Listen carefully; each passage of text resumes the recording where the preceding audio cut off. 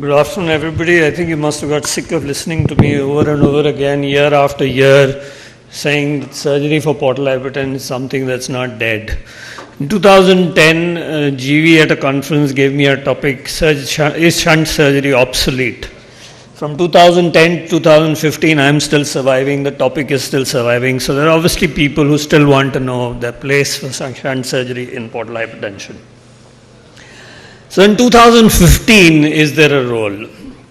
Variceal bleed is common cause of GI bleed in India. Cirrhosis and non-cirrhotic causes are main etiologies, and non-cirrhotic causes are common in India. Amongst the conditions, extrahepatic portal venous obstruction, and we can't forget this condition. Cirrhosis is becoming an issue, but extrahepatic portal venous obstruction exists, hasn't disappeared. Non-cirrhotic portal fibrosis, in patients with hepatic venous outflow tract obstruction in their early stages, patients who could possibly be suitable candidates for shunt surgery. In fact, even cirrhotics can be offered shunt surgery. Patients with extrahepatic portal venous obstruction are usually young. They have large spleens, but half of them have associated hypersplenism. So you can block as many varices as you wish. The hypersplenism is not going to get cured. Most of these patients, none of these patients develop encephalopathy. What about non-cirrhotic portal fibrosis? They're again young. They again have massive splenomegaly, and it's one of the 4 common causes of a massive spleen. Ascites does develop in these patients, however, encephalopathy does not tend to occur in them. So they have good liver function, well-tolerated bleeds. There have been papers which have suggested that non-cirrhotic portal fibrosis is disappearing. I wonder whether it's disappearing or it's being ignored, because these patients do well with endotherapy as well as a cirrhotic does, maybe better than cirrhotic. So why bother with trying to diagnose non-cirrhotic portal fibrosis in the first place? Patients with hepatic venous outflow tract obstruction, when they present early enough, they have no decompensation. If interventional procedures cannot result in recanalization, then shunts are a good option in these patients. Depending upon the site of block, a cavoatrial shunt, a mesoatrial shunt, a linorenal shunt could be a good option. Portocaval shunts have been advocated by people in the West. However, in our hands, portocaval shunts didn't do too well in these patients, probably because these patients, even though hadn't decompensated, they had sufficiently damaged livers for them to not do well in the postoperative period following a portocaval shunt. They did better with linorenal shunts rather than with portocaval shunts. What about the natural history of patients with extrahepatic portal venous obstruction? Professor A.K. Basu in Calcutta worked many years ago there. He's no longer alive, but he wrote, he followed up 25 patients, all of whom had died at the end of 5 years if they had not had an intervention done. There's an Italian observational study of 32 patients, adults with extrahepatic portal venous obstruction, followed up for 94 months. They had a 33% variceal bleeding rate, a 25% mortality rate. The cumulative risk of death from bleeding, and that's the last line at the bottom, was 14%. So that's not insignificant. There's a French study, again 44 patients followed up, untreated children with varices due to extrahepatic portal venous obstruction, and the overall actuarial probability of variceal bleeding at 16 years was 49%. So half of them would bleed by the age of 16, and at 24 years, 3/4 of them would have bled. Surgery is taboo. Why?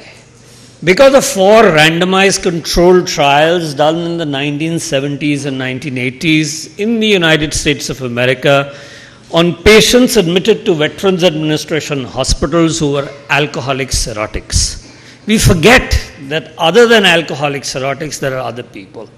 And these randomized controlled trials suggested shunts were associated with a high morbidity and mortality. Yes, in alcoholic cirrhotics. But there are other people who could benefit from a shunt.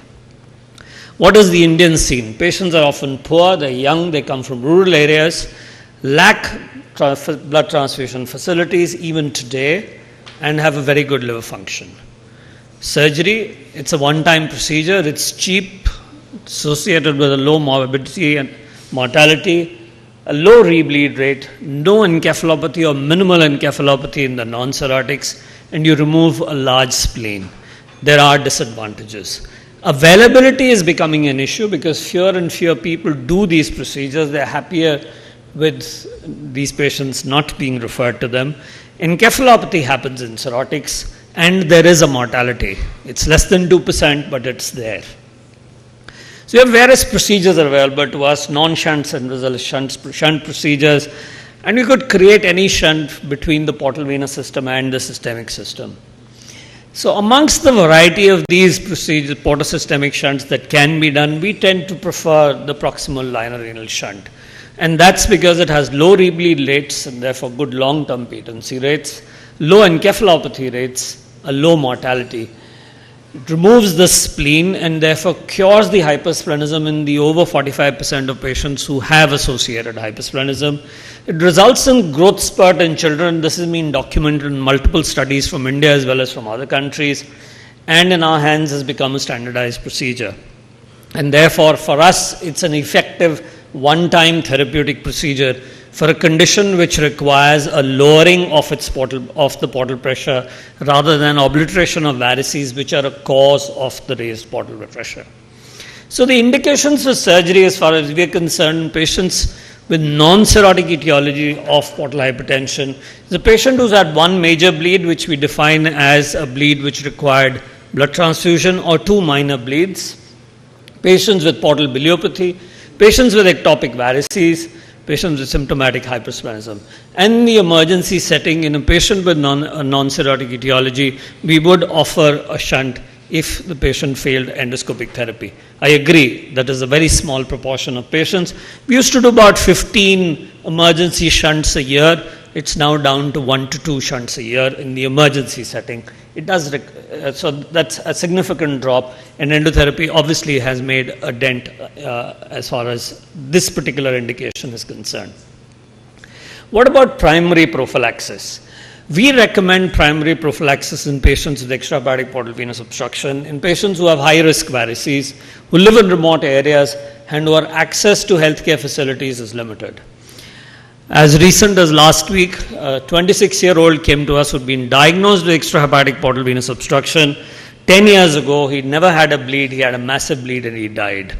Now this patient could probably have been saved, probably, I can't be certain, probably have been saved if he'd had a shunt procedure as a primary prophylaxis. Patients with portal biliopathy, you see a dilated bile duct just proximal to that portal cavernoma on a Doppler ultrasound.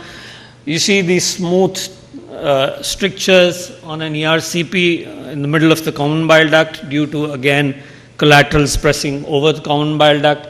Here's a focal stricture, which is also because of the portal biliopathy in this patient. And there are paracholedochal veins which constrict the bile duct in patients with portal biliopathy. And these patients with portal biliopathy can be treated effectively with a shunt. We looked at 134 patients with portal biliopathy and compared them with age and sex matched controls who did not have portal biliopathy but had portal hypertension. This portal biliopathy was defined as raised alkaline phosphatase or intrahepatic biliary radical dilatation. So all these patients did not have MRCPs. They were, therefore, their portal biliopathy definition was biochemical as well as ultrasonographic evidence of a biliary obstruction. And the interesting thing that we found was that patients who had portal biliopathy had a significantly higher rate of having received endotherapy compared to those who did not receive, did not have portal biliopathy. And therefore, in patients who have portal biliopathy, endotherapy seems to have contributed to an extent to the development of portal biliopathy. The advantages of doing a portosystemic shunt in these patients who have established portal biliopathy is that it prevents variceal bleeding. It may be the only treatment required for the portal biliopathy. You may not need a bilioenteric bypass, but if you're unable to resolve the portal biliopathy, in these patients, by doing a portosystemic shunt, it does decrease the risk of intraoperative bleeding while doing a bilioenteric anastomosis. And there is this paper which suggests that portosystemic shunt surgery is the treatment of choice in patients with portal biliopathy. Are there indications for doing a devascularization or a devascularization and transection procedure in patients with a non-cirrhotic etiology? Yes, there is. In patients who have thrombosplenic and superior mesenteric veins or no vessel available for anastomosis to a systemic vein and have recurrent bleeding despite endotherapy could benefit from doing a devascularization procedure. Patients with symptomatic hypersplenism, and they tend to be a little higher in patients with non-cirrhotic portal fibrosis, again could benefit from a devascularization procedure. Or in a patient in whom a portosystemic shunt was planned but no shuntable vein was found during a surgical procedure, could again undergo a devascularization procedure. We wrote up this editorial in the Indian Journal of Gastroenterology and said the knife is still not irrelevant in patients with extrahepatic portal venous obstruction.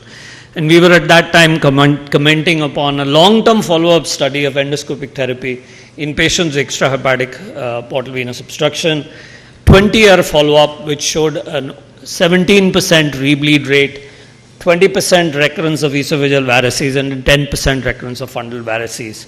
The mean duration of rebleeding in these patients was 5.4 years, suggesting that a minimum period for which these patients needed to be followed up was at least 6 years.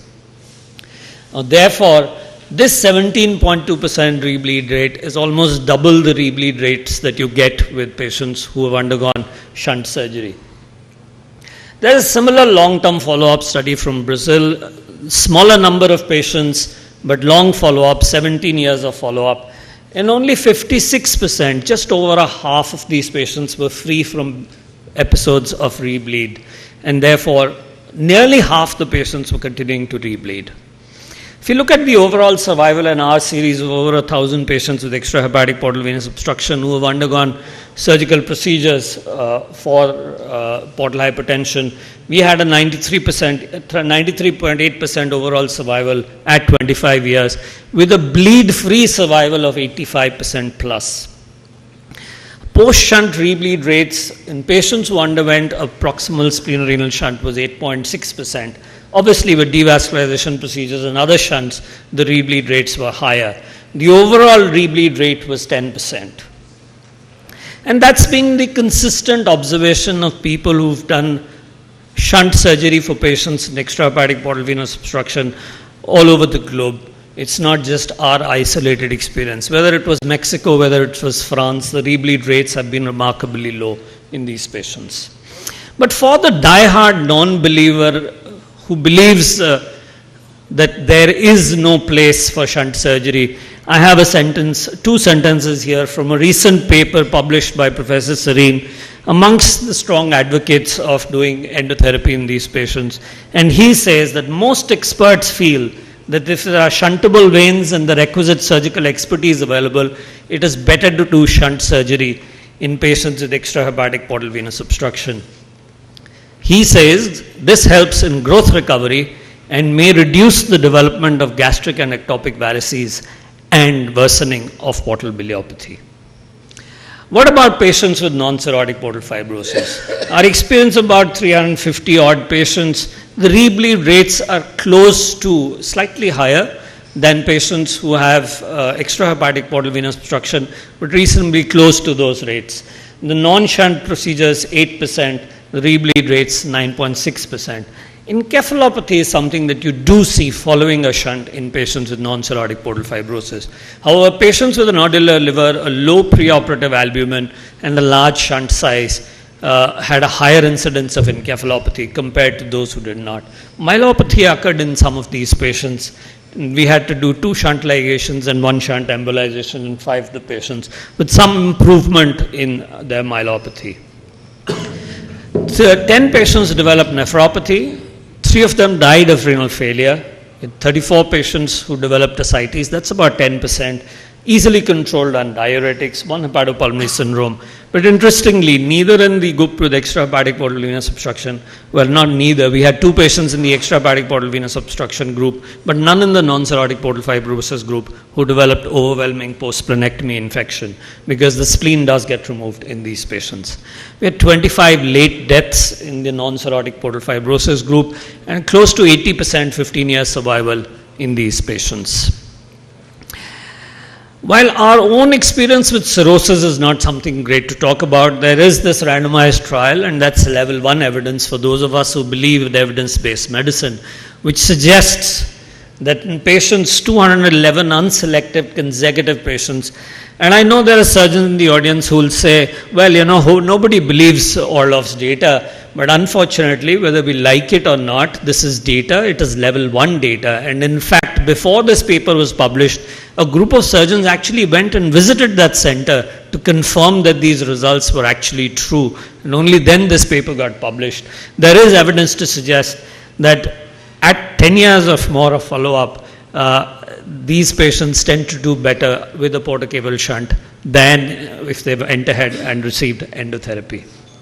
And interestingly, a quarter of the patients had child C status at the time when they were randomized to this study. So 35% incidence of endoscopic sclerotherapy and a 15% incidence of encephalopathy following the shunts. Unbelievable, but nonetheless, it's evidence which is published. What about ectopic varices? Because that was something that I was also asked to talk about. I think the treatment of ectopic varices really depends on the underlying etiology. So if the patient has ectopic varices and the underlying etiology is non-cirrhotic portal fibrosis or extrahepatic portal venous obstruction, a shunt is obviously a good choice of therapy for these patients. However, depending upon whether the patient is actively bleeding or it is an elective planned procedure, you may need to choose a choice, a treatment modality other than a shunt surgery in these patients. Because the decrease in portal pressure in patients who've undergone a shunt, there is a time lag. So if a person is bleeding actively, just doing a shunt may not be the only answer. You may need to actually underrun or resect a segment of bowel where this ectopic varix is placed. And we've had occasion to resect jejunum, ileum, or loops of bowel which are stuck to previous abdominal scars, along with doing a shunt in the emergency setting when patients have bled from ectopic varices. So the location, the access of those varices would determine what you do in the emergency setting. In the elective setting, in the non-cirrhotic patients, definitely a shunt would be a good option in these patients. So I'd like to conclude by saying that we need to tailor the procedure that we do according to the etiology. Shunt surgery is obviously on in patients with a non-cirrhotic etiology. There are studies in the literature which suggest that you can do a portocable shunt in patients with cirrhosis as well and get good results. However, we have not had such an experience. One-time procedures are any day preferable. Ask a patient for a choice and he will tell you that he'd much rather have treatment once rather than have to pop in a pill every day. And therefore, one-time procedures are preferred by everybody. There are studies, in fact, which have shown that the quality of life of patients with extrahepatic portal venous obstruction who have undergone shunt surgery is better than patients who have undergone endoscopic sclerotherapy.